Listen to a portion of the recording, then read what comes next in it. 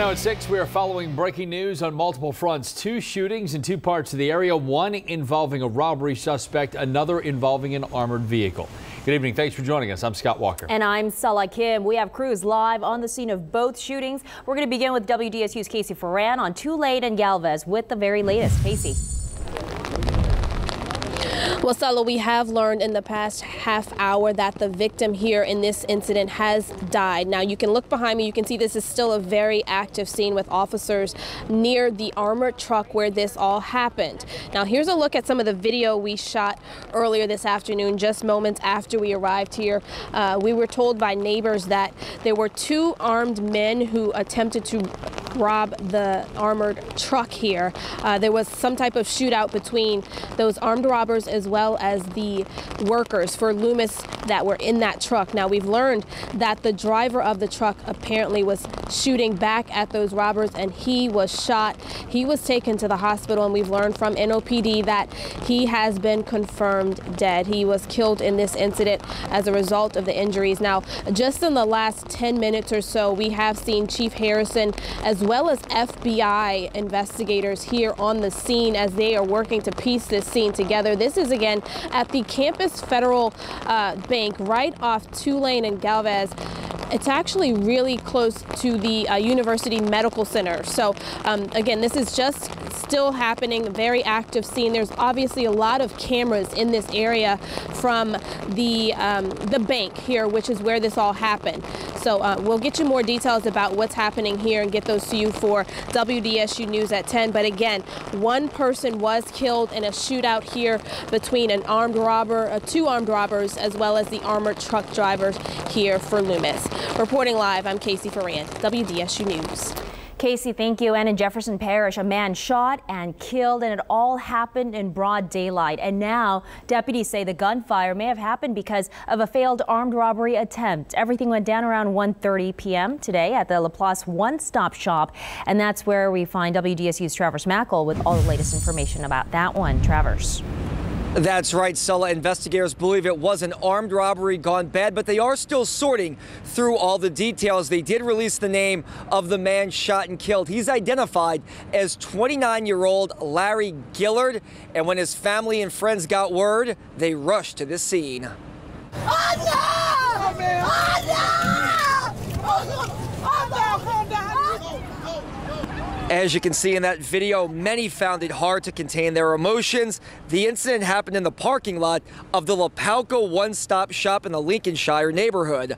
Detectives say Gillard was sitting in the shooter's car when Gillard allegedly pulled out a handgun and tried to rob the man.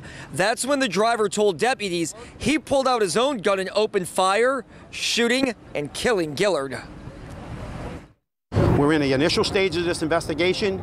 Things could change as it progresses. So as details come available, we'll let everybody know.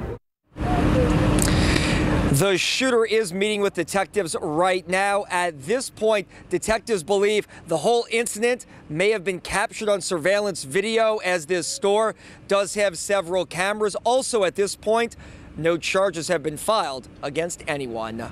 For now, we're live in Marrero. I'm Travers Mackle, WDSU News. Travers, thank you. Also breaking tonight, Governor John Bel Edwards is calling for another special session. The governor says he's calling that special session because of the gridlock over the state's operating budget. The session will begin June 8th and must end by midnight June 19th.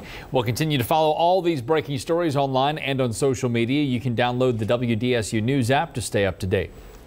Meanwhile, the St. Tammany Parish Sheriff cutting staff and moving inmates because of a budget shortfall. WDSU reporter Tammy Esquick spoke to the sheriff, who says he's losing millions. The sheriff blames voters who he says voted down a jail's sales tax increase twice. Now he says he's forced to make cuts to his July 2018 budget. Those cuts are happening in 3 places. He's reducing the jail population by getting rid of inmates being held for the Department of Corrections. He's also doing away with the program that helps inmates get jobs after they're released. And lastly, he's cutting his workforce by 13%, 104 positions gone. The sheriff claims those cuts are non-enforcement personnel. No patrol officers or our investigations division or special operations is being affected. impacted at this time by any of these cuts. What about the jail? The jail is primarily where the cuts will come. We're reducing our inmate population by 33%, and we're also reducing our manpower in those areas as well. Once again, the sheriff told us he won't cut deputies who patrol the parish or investigators. The sheriff says he's already laid off 35 deputies, but he says the next round of layoffs is coming in the next 2 weeks. Tammy Eswick from St. Tammany Parish for WDSU News. And right now, rain and storms are moving across the area. WDSU Chief Meteorologist Margaret Orr joins us with a look at your forecast and what we can expect tonight here, Margaret. That was a really interesting cloud. Looked like it was an outflow boundary. I was just looking at it a moment ago. I want you to notice we've got a whole lot of rain. I mean, looking out the window, it's right over us, and it's to the west over by Gramercy. They've had a pretty good thunderstorm going on there. Let's look first at the big picture and what's happening. Trough of low pressure across the area, and we've just got plenty of moisture. You add in some heating, and every day we are going to get rain and storms. So at this point, no warnings in effect except for the rivers are high. Here is a look. Strong storm by Bay St. Louis and a really strong storm over here by Gramercy. That one's now moving to the north. A lot of lightning with it. At this point, I'm seeing about 164 strikes in just 15 minutes. Rain is coming down. You do not want to drive I-10 right now through that storm. You can see that it's really torrential rain at this time. I wouldn't be surprised if we got some flooding. Every now and then I'm seeing some wind shear. That's some rotation. You could have tropical funnels, so stay weather aware. How much rain right now? About 2.5 inches with that storm.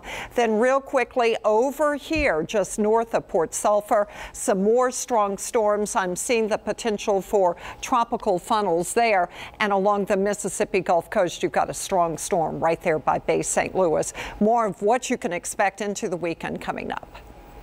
Meet with us! Meet with us! Meet with us! Look at this, an overflow crowd this morning in Covington. It's for a town hall meeting with U.S. Senator Bill Cassidy. Senator Cassidy fielded questions on a range of topics from the controversy surrounding President Trump to the Paris Climate Agreement, but clearly the overriding concern was health care. Cassidy is the co-author of the Cassidy-Collins Plan. It's regarded by many as a bipartisan health care compromise. He says it addresses administration goals, including lowering premiums and dealing with pre-existing conditions, and that's what many are concerned about. My worry is that my insurance will turn around and say, you pay these outrageous premiums already, but we decide we won't cover you at all. I think our plan for Trump's goals, Cassidy-Collins is the only way to get there that I know of. And I would say that it doesn't have to have our name on it, but the elements in those plans are the only way to fulfill President Trump's goals. Well, members of Cassidy's team addressed a number of individual concerns following this meeting. Cassidy described the gathering as Americans just exercising their First Amendment rights, done in a very respectful way. A crash in Tuesday's rainstorm left a Galliano family devastated. State troopers say 39-year-old Carmen Vallier was not wearing a seatbelt, and her children, ages 4 and 5, were not in car seats. When Vallier lost control and crossed into oncoming traffic, her truck was broadsided by a box truck. The mother died at the scene. Both children were taken to the hospital where they later died.